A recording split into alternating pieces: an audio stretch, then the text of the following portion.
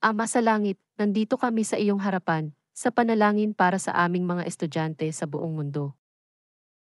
Bigyan sila ng konsentrasyon, pangunawa at pagkauhaw sa kaalaman. Mangyaring gabayan ang kanilang mga guro habang sila ay nagbibigay ng karunungan at impormasyon.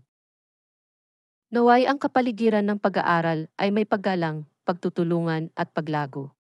Sa pangalan ni Jesus, naway maging mabuting halimbawa ng dedikasyon at kasipagan ang mga estudyante. Amen. Ama sa langit, nandito kami sa iyong harapan, sa panalangin para sa aming mga estudyante sa buong mundo. Bigyan sila ng konsentrasyon, pangunawa at pagkauhaw sa kaalaman. Mangyaring gabayan ang kanilang mga guro habang sila ay nagbibigay ng karunungan at impormasyon. Naway ang kapaligiran ng pag-aaral ay may paggalang, pagtutulungan at paglago. Sa pangalan ni Jesus, naway maging mabuting halimbawa ng dedikasyon at kasipagan ang mga estudyante. Amen.